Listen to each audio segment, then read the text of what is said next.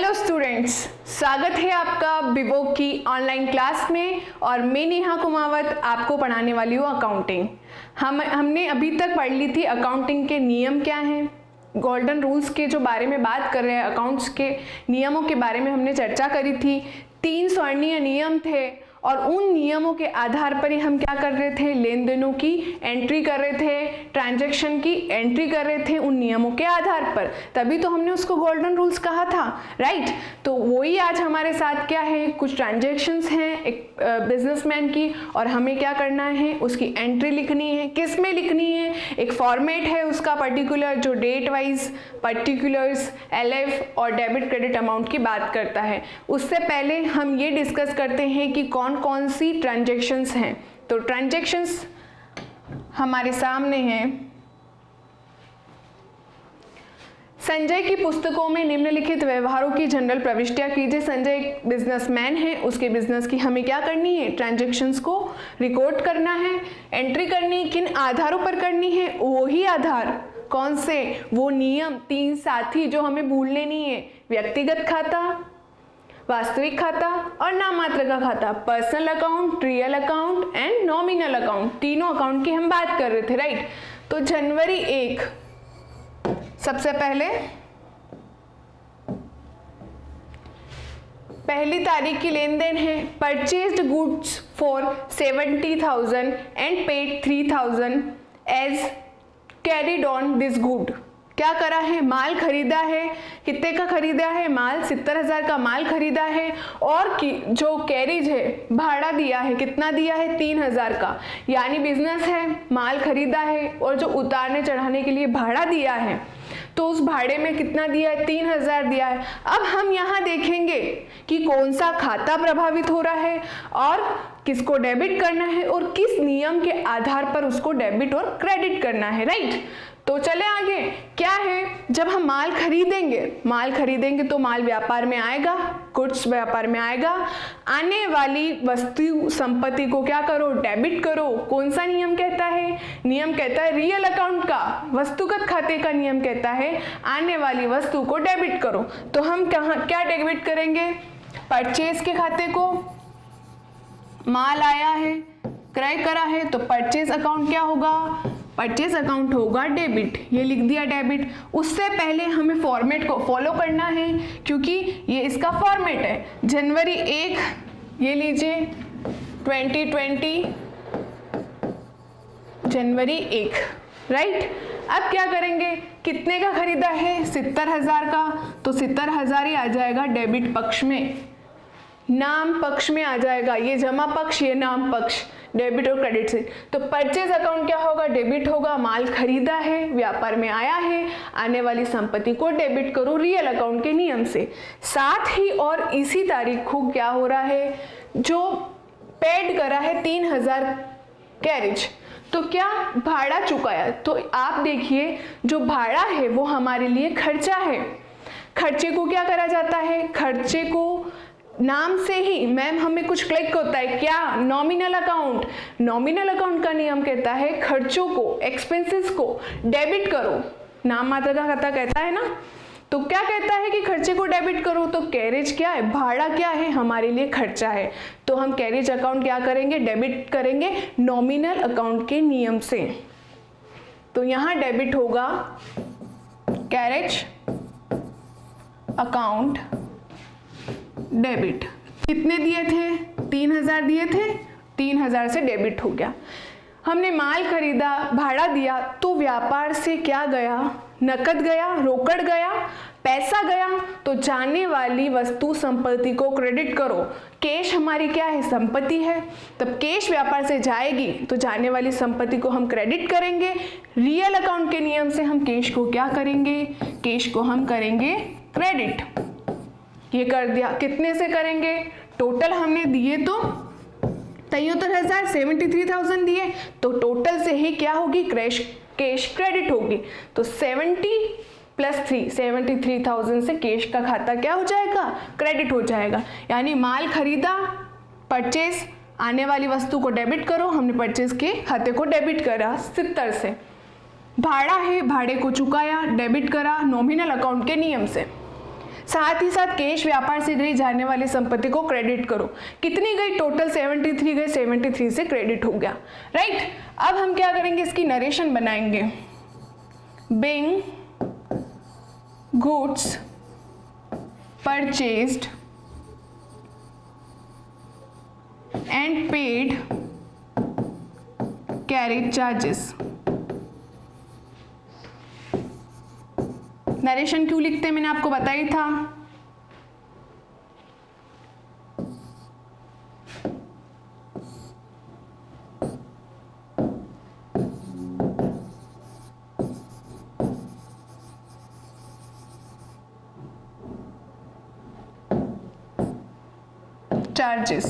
Charges right. तो क्या करा है, Bing goods purchase and paid carriage charges हमने पे करे हैं, राइट। तो ये हो गई एक तरह से मिश्रित प्रविष्टि। आप देख सकते हैं कैश को हम 2 बार क्रेडिट करते हैं, एक 70 से करते और एक 3 से करते, तो हमने एक साथ ही कर लिया। और लास्ट क्लास में हमने क्या मिश्रित प्रविष्टियों के बारे में भी जाना था, तो वो मिश्रित प्रविष्टि का नियम यहाँ लग गया। क्या है कि 2 बार कैश को क्रेडिट करते, कि purchase account debit to cash करते हैं और carriage account debit to cash करते, तो हमने एक साथ क्रेडिट कर दिया। तो इस तरह के लेन देन को क्रेडिट जो है मिश्रित प्रविष्टियां कहा जाता है, राइट। अब हम पढ़ते हैं दूसरी लेन देन की तरफ। दूसरी ट्रांजैक्शन जनवरी 2 की है। क्या कहती है, अमाउंट डिपॉजिटेड फ्रॉम एसबीआई यानी State Bank of India to ICICI bank account 1 lakh. क्या करा है, अब इसमें सिंपल सी चीज है और बड़ी इंटरेस्टिंग है। कैसे है मैम, हमने कॉन्ट्रा एंट्री के बारे में पढ़ा था। क्या पढ़ा था उसमें हमने पढ़ा था कि बैंक और कैश जब इफेक्ट होती है, यानी जब बैंक से पैसा लाते हो और बैंक में पैसा डिपॉजिट करवाते हो, तो कॉन्ट्रा एंट्री जनरेट होती है, राइट। F4 जनरेट होती है, टेली में F4 के नाम से जानी जाती है, आप वहां पढ़ोगे। तो यहाँ अब क्या हो रहा है, यहाँ भी कॉन्ट्रा एंट्री हो रही है। जब आप बैंक से पैसा निकाल के भी लाते हो, दूसरे बैंक में जमा कराते हो, तो इस तरह के लेन देन को भी कॉन्ट्रा में शामिल किया गया है। तो क्या हो रहा है कि आपका एसबीआई का अकाउंट है और उसमें से आप 1 लाख रुपए निकाल के किस में जमा करा रहे हो, आईसीआईसी बैंक में। बात इक्वली एक बैंक से दूसरे बैंक में जा रहा है, लेकिन ऐसी प्रविष्टियों को कौन सी लेन देन कहा जाता है, कौन सी प्रविष्टियां कहा जाता है, कॉन्ट्रा एंट्री कहा जाता है। तो अब इसमें क्या हो रहा है, संजय जो बिजनेसमैन है वो क्या कर रहा है, एसबीआई से पैसा निकाल के आईसीआईसी बैंक में डाल रहा है। अब यहाँ सिर्फ देखने वाली बात ये है कि एसबीआई बैंक भी और आईसीआईसी बैंक भी दोनों ही क्या है, कृत्रिम व्यक्ति है, संस्था है। तो कौन सा नियम लगेगा आपको यहाँ पता ही चलेगा, यहाँ व्यक्तिगत नियम लगेगा, पर्सनल अकाउंट का रूल्स लगेगा। क्या कहता है, एसबीआई से कहाँ गया, आईसीआईसीआई में पैसा कितना गया, 1 लाख। पाने वाला कौन हुआ, जो पैसा है 1 लाख रुपए वो पाने वाला हुआ आईसीआईसी बैंक। तो आईसीआईसी बैंक का खाता क्या हो जाएगा, यहाँ डेबिट होगा। तो हम करेंगे जनवरी 2 किसको डेबिट करेंगे, आईसीआईसीआई बैंक अकाउंट डेबिट। क्यों करा डेबिट, नियम लगता है, पर्सनल अकाउंट का नियम कहता है पाने वाली व्यक्ति और संस्था को डेबिट करो। तो पाने वाली व्यक्ति या संस्था यहाँ कौन है, बैंक है, तो पाने वाला कौन सा बैंक है, आईसीआईसी बैंक को डेबिट करा पर्सनल अकाउंट के नियम से। और कितनी अमाउंट है, 1 लाख। तो डेबिट में हमने लिख दी 1 लाख, राइट। डेबिट में हमने कितनी अमाउंट लिख दी, 1 लाख। साथ ही अब क्रेडिट क्या होगा, क्रेडिट होगा, देने वाला बैंक कौन हुआ, देने वाला बैंक हुआ एसबीआई। अमाउंट किसने पे करी, एसबीआई ने करी। देने वाले खाते को क्रेडिट करो पर्सनल अकाउंट के नियम से, तो एसबीआई क्या हो जाएगा, क्रेडिट हो जाएगा। कितने से क्रेडिट होगा, 1 लाख से। ये 1 लाख से क्या हो गया, क्रेडिट हो गया। कैसे हुआ, वापस देखो, जो अमाउंट थी, अमाउंट क्या करी, एसबीआई से आईसीआईसी में गई, आईसीआईसी पाने वाला हुआ, पाने वाले को हमने डेबिट करा। ये देखिए, पाने वाले को हमने क्या करा, डेबिट करा, आईसीआईसी के अकाउंट को डेबिट करा, बैंक अकाउंट को। और साथ ही देने वाला कौन था, एसबीआई था, तो एसबीआई के खाते को हमने क्या करा, क्रेडिट करा। कितने से, 1 लाख से। दोनों पर्सनल नियम के अकॉर्डिंग ही डेबिट क्रेडिट हुए। तो हम यहाँ नरेशन लिखेंगे, बिंग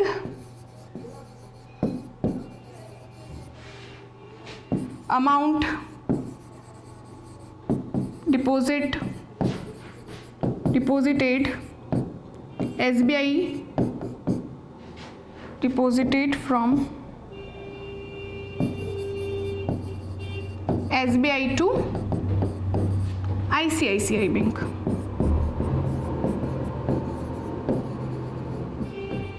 राइट, ये इसकी नरेशन हो गई।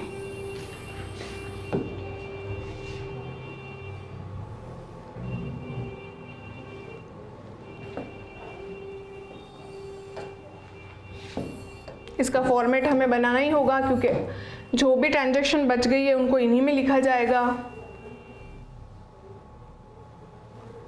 अब कौन सी लेन देन है? अब है लोन टेकन फ्रॉम दिनेश। जनवरी 3 को क्या करा है, ये देखिए जनवरी 3 loan taken from Dinesh 5 lakh. 5 lakh का क्या लिया? लोन लिया है। लोन यानी ऋण, कर्जा लिया है।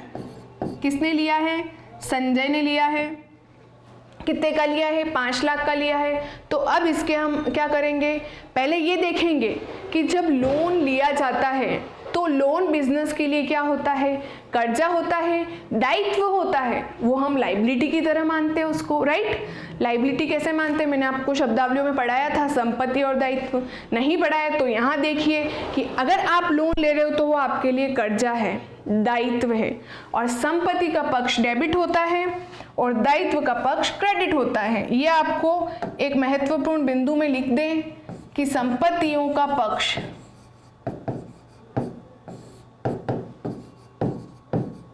क्या होता है? डेबिट होता है। किसका? संपत्तियों का, असेट्स का। और दायित्वों का, लाइबिलिटीज का कौन सा पक्ष होता है? क्रेडिट, जमा पक्ष होता है। तो अब हम यहाँ देखेंगे कि हमने क्या करा है। हमने मतलब संजय की बुक्स में रिकॉर्ड्स चल रहे हैं, तो संजय ने क्या किया है? दिनेश से लोन लिया है। तो लोन लेते ही पैसा व्यापार में आया। आपको किसने कर्जा दिया तो आपके पास पैसा आएगा। आने वाली वस्तु संपत्ति को डेबिट करो। क्या आई होगी उसके बिजनेस में? कैश आई होगी। तो कैश के खाते को क्या करेंगे? डेबिट करेंगे। Cash account debit. डेट लिख देते हैं, जनवरी 3 है।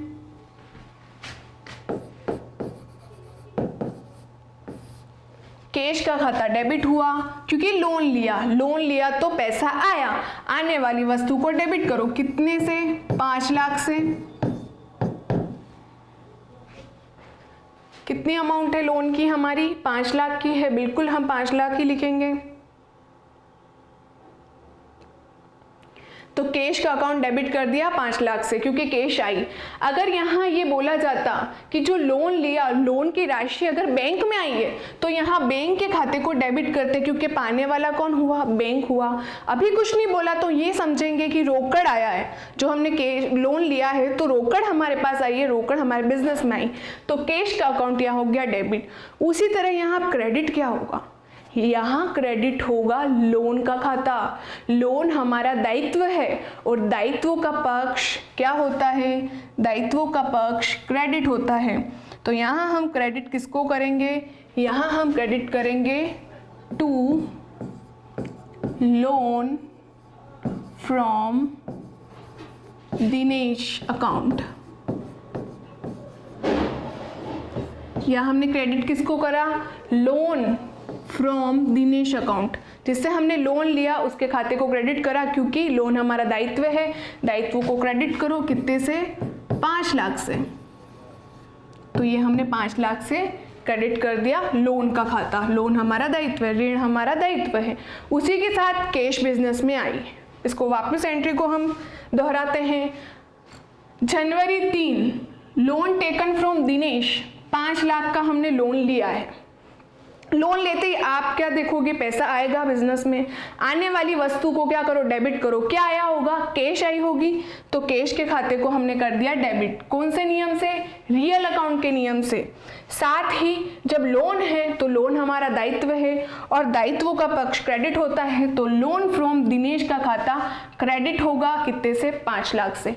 और यहीं हम नरेशन लिख देंगे, being loan taken from Dinesh.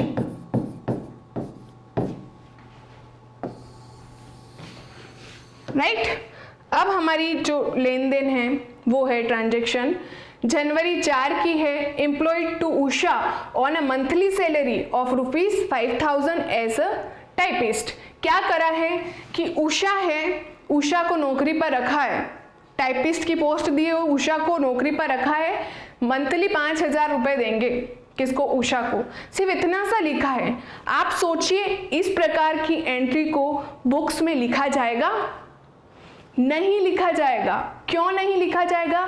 क्योंकि अभी तक उसको सैलरी दी नहीं है, अभी सिर्फ नियुक्त करा है, अपॉइंट करा है, तो नियुक्ति की कोई एंट्री नहीं होती है। किसको अपन अपॉइंट करते हैं? सपोज आप ये सब कोर्स सीखने के बाद आप जॉब पर जाओगे तो क्या करोगे, आपका जो भी जॉब का बॉस आपका होगा वो क्या करेगा, आपको एक सैलरी पर नियुक्त करेगा। तो क्या वो अपने बिजनेस में इसकी एंट्री करेगा? नहीं करेगा। कब करेगा? जब एक्चुअल में आपको सैलरी देगा, जब आपको 5,000 रुपए देगा तब एंट्री की जाएगी। अभी सिर्फ अपॉइंट करा है तो इसकी कोई भी एंट्री नहीं होगी। तो यहाँ आ जाएगा नो एंट्री, आपकी कोई एंट्री नहीं है, यानी आपकी कोई प्रविष्टि नहीं की जाएगी। राइट। अब आता है जनवरी 5। जनवरी 5 को क्या हुआ है, paid premium for self insurance policy bye Sanjay. क्या करा है, संजय जो बिजनेस का ओनर है उसकी एक पॉलिसी चल रही है, self insurance policy. Self insurance policy चल रही है, सेल्फ से याद आना चाहिए, व्यक्तिगत कुछ याद आ रहा है, ड्राइंग, बस वो ही याद करना था आपको कि अगर व्यक्तिगत उपयोग के लिए आप बिजनेस में से पैसा निकालते हो तो ड्राइंग की कैटेगरी में आएगा, आहरण की कैटेगरी में आएगा, डेबिट होगा आहरण का खाता पर्सनल अकाउंट के नियम से। राइट। तो हम डेबिट करेंगे ड्राइंग अकाउंट डेबिट। क्यों करा, लेने वाला कौन हुआ, बिजनेसमैन, तो बिजनेसमैन को नाम नहीं आएगा तो ड्राइंग का खाता आएगा। ड्राइंग क्या है, सेल्फ उसने चुकाई है, इंश्योरेंस जो पहले पॉलिसी है बिजनेस से लेके कितना, 3,000 रुपए, तो वो ड्राइंग मानी जाएगी। बिजनेस का कोई खर्चा नहीं है, वो किसका खर्चा है, बिजनेसमैन का। यही एक चीज और याद आती है मैम, क्या, पृथक अस्तित्व की अवधारणा कहती है बिजनेस अलग है, बिजनेसमैन अलग है, तो संजय अपने बिजनेस में से खुद की पॉलिसी का पैसा क्यों देगा, तो इसलिए क्यों देगा, इसीलिए हमने उसको ड्राइंग की कैटेगरी में रखा है। नहीं देगा उसके लिए क्या माना जाएगा, ड्राइंग माना जाएगा। किसके लिए, बिजनेस के लिए, कि उसने अपने पर्सनल जो पॉलिसी है उसको बिजनेस से चुकाया। राइट। तो कितना चुकाया, 3,000 चुकाया, लेकिन इसको हम क्या मानेंगे, ड्राइंग मानेंगे। और साथ ही जब हम पॉलिसी पे करेंगे, सेल्फ इंश्योरेंस पॉलिसी जो है 3,000 की संजय की, जब पे करेंगे तो बिजनेस से कैश जाएगी, नकद जाएगा, तो जाने वाली वस्तु को क्रेडिट करेंगे, और जाने वाली वस्तु क्या है, कैश है, तो कैश का खाता, नकद का खाता क्या होगा, क्रेडिट होगा। रियल अकाउंट के नियम से कैश का खाता क्रेडिट और क्रेडिट साइड इसकी अमाउंट आ जाएगी। और ये जो लेन देन हुई है जनवरी 5 की है, तो यहाँ इसकी तारीख आ जाएगी, तारीख पे तारीख, यानी यहाँ पे हम क्या लिखेंगे, तारीख। उसी तरह ड्राइंग क्या है, मैंने बताया ही आपको, क्यों आई है, सेल्फ है, सेल्फ उसकी पॉलिसी थी और बिजनेस से उसने चुका दी। तो हमने तो बात करी थी बिजनेस अलग है, बिजनेसमैन अलग है, तभी हमने इसको क्या माना, ड्राइंग माना, आहरण माना। व्यक्ति या बिजनेसमैन अपने निजी प्रयोग के लिए या निजी व्यक्तिगत कार्यों के लिए बिजनेस से पैसा निकालता है तो वो आहरण माना जाता है और उसका खाता डेबिट होगा। पर्सनल अकाउंट के नियम से। और इसकी हम नरेशन लिखेंगे being self insurance policy premium paid.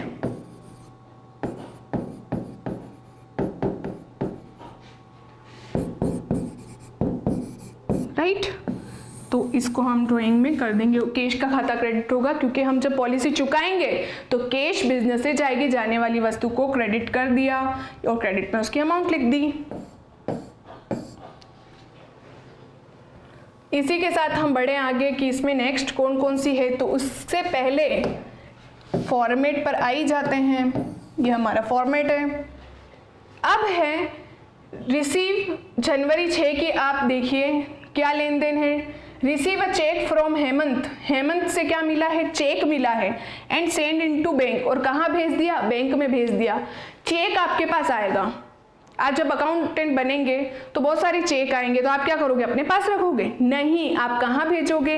Bank में भेजोगे। तो वही हुआ है यहाँ पर। क्या करा है? हेमंत एक पर्सन है, उसने चेक दिया है और क्या करा है? बैंक में भेज दिया है।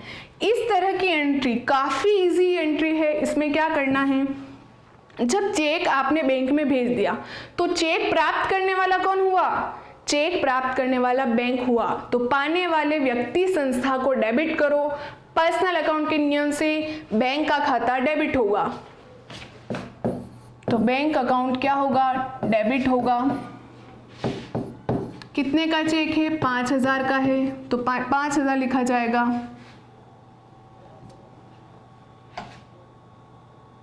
और जनवरी 6,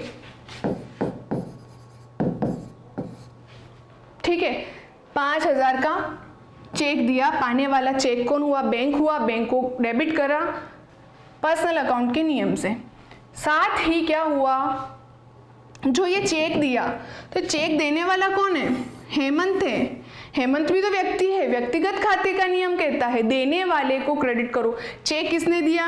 हेमंत ने दिया। तो हेमंत का खाता क्रेडिट होगा, देने वाले को क्रेडिट करो। पर्सनल अकाउंट के नियम से हेमंत का खाता क्रेडिट होगा। हेमंत अकाउंट क्या हुआ? 2 यानी क्रेडिट हुआ। देने वाले को क्रेडिट करो, कर दिया 5,000 से। और पाने वाला कौन था? चेक बैंक था। पाने वाले को डेबिट करो पर्सनल अकाउंट के नियम से। चेक देने वाला कौन था? हेमंत था। हेमंत को क्रेडिट करो पर्सनल अकाउंट के नियम से। क्रेडिट द गिवर और डेबिट द रिसीवर करा हमने। उसके बाद क्या है? एक और है, इंटरेस्ट पेड टू दिनेश @2%। 2% से क्या करा है? ब्याज चुकाया है। पहले देखिए क्यों चुका रहे? क्योंकि उससे हमने क्या लिया था? लोन लिया था। किससे लिया था हमने लोन? लोन लिया था दिनेश से। दिनेश से क्या लिया था? कर्जा लिया था। दिनेश ऐसे ही तो पैसा नहीं दे रहा है, क्या ले रहा है? ब्याज वसूल रहा है। आपने सुना भी होगा कि लोन लेते हैं तो ब्याज चुकाना होता है। बस वही कर रहे हैं। इसमें किससे लोन लिया? दिनेश से। और हम क्या चुका रहे हैं? ब्याज चुका रहे हैं। ब्याज चुका रहा है संजय। तो संजय के लिए क्या होगा? ये संजय के लिए और इसके बिजनेस के लिए खर्चा होगा। मैम खर्चे का नाम सुनते ही हमें कुछ याद आता है। क्या याद आता है? नॉमिनल अकाउंट का नियम। नॉमिनल अकाउंट का नियम कहता है, नाम मात्र के खाते का नियम कहता है कि खर्चों को, व्ययों को डेबिट करो। तो हम इंटरेस्ट के खाते को, ब्याज के खाते को या इंटरेस्ट के अकाउंट को डेबिट करेंगे। कितने से? अमाउंट अभी बता देते हैं। इसने अमाउंट कुछ नहीं लिखा है और सिर्फ लिखा है 2%। सिर्फ 2% चुकाएगा। अब किसका चुकाएगा? क्या है? तो आप देखिए कितना था लोन? 5 लाख का था। तो हम लिखेंगे 5 लाख का अगर लोन था तो 2% कितना होगा? 2% होगा इसका 10,000। कितना होगा? 10,000। तो 10,000 हमारे लिए हमारा खर्चा होगा। खर्चे को हम डेबिट करेंगे, इंटरेस्ट के खाते को हम डेबिट करेंगे।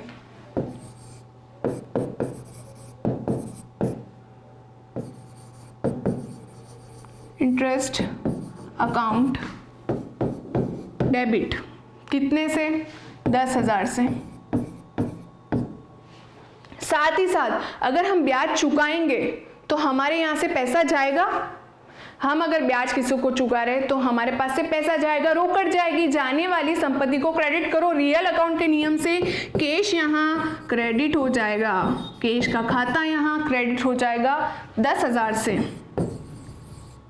राइट, क्लियर है? नहीं है तो एक बार वापस इसको रिपीट कर लेते हैं। ब्याज चुकाया है, ब्याज हमारे लिए खर्चा है, खर्चे को हम क्या करेंगे, डेबिट करेंगे। कौन से नियम से? नॉमिनल अकाउंट के नियम से इसको डेबिट करा। साथ ही साथ अगर हम ब्याज चुका रहे हैं, पैसा व्यापार से जा रहा है, जाने वाली वस्तु संपत्ति क्या है, कैश है, तो कैश को क्रेडिट करो। किसके नियम से करा हमने? रियल अकाउंट के नियम से कैश को क्रेडिट करा। और हमारी नरेशन होगी बैंक इंटरेस्ट पेड ₹10,000, रुपीस भी लिख सकते हैं, ऐसा कोई इशू नहीं है।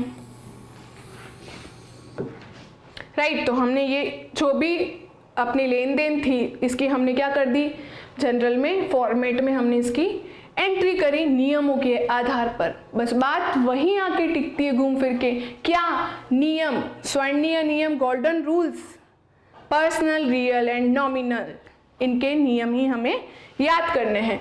तो अब क्या होता है, वापस से हम इन एंट्रीज को देख लेते हैं। जब माल खरीदा,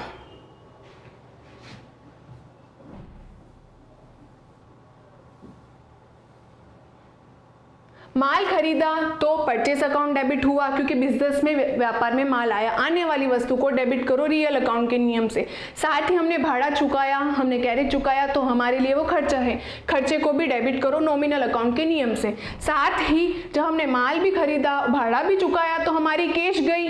कैश कितनी गई? 73,000। तो जाने वाली वस्तु संपत्ति को क्रेडिट करो रियल अकाउंट के नियम से, कैश क्या हो गई? क्रेडिट हो गई। दूसरा हमने क्या करा, अमाउंट जो थी एसबीआई से आईसीआईसीआई बैंक में ट्रांसफर करी। तो पाने वाला कौन था? आईसीआईसीआई बैंक था। तो पाने वाले व्यक्ति और संस्था, यहाँ संस्था कौन है? बैंक है। तो आईसीआईसीआई बैंक को डेबिट करा पर्सनल अकाउंट के नियम से, साथ ही एसबीआई को क्रेडिट करा, देने वाले को क्रेडिट करो पर्सनल अकाउंट के नियम से। राइट, उसके बाद था कि हमने लोन लिया दिनेश से 5 लाख का। तो लोन लिया तो कैश जो है बिजनेस में आई, आने वाली वस्तु संपत्ति को डेबिट करो। साथ ही अगर कैश बैंक में आती तो बैंक का खाता डेबिट होता। राइट, उसी तरह लोन का खाता क्रेडिट हुआ। क्यों हुआ? लोन हमारे लिए कर्जा है, जो है दायित्व है, दायित्वों को पक्ष क्रेडिट होता है, तो लोन का पक्ष हमने क्या करा? क्रेडिट रखा और उसकी नरेशन दी।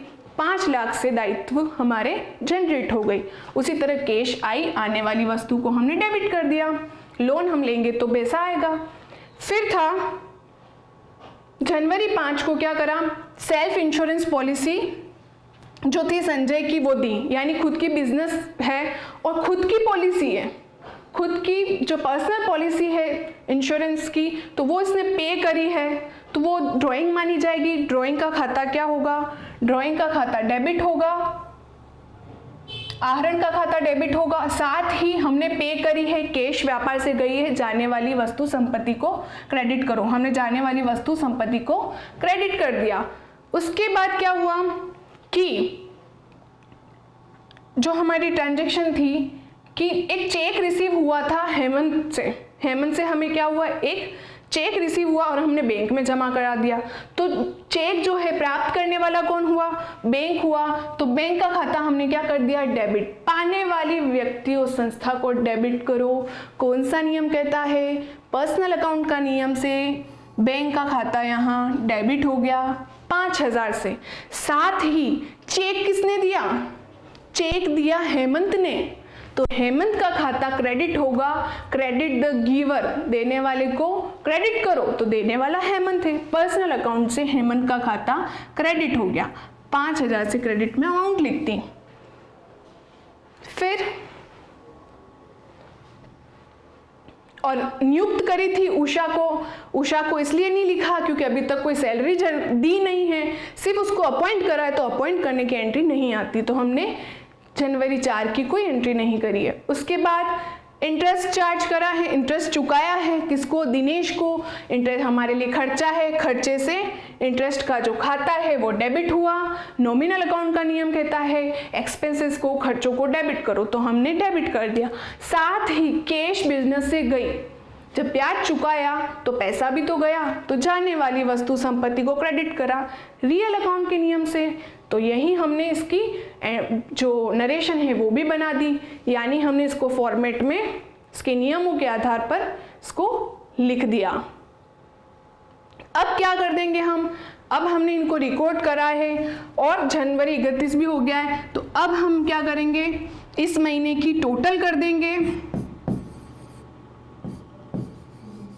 टोटल यानी योग, हम इसकी योग कर देंगे। योग में क्या होगा? डेबिट की योग एक तरफ और क्रेडिट की योग एक तरफ करेंगे।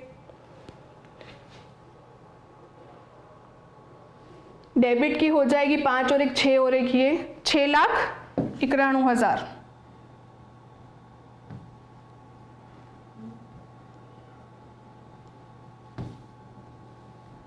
क्या हो जाएगी? 6,91,000। अब क्रेडिट की कर लेते हैं,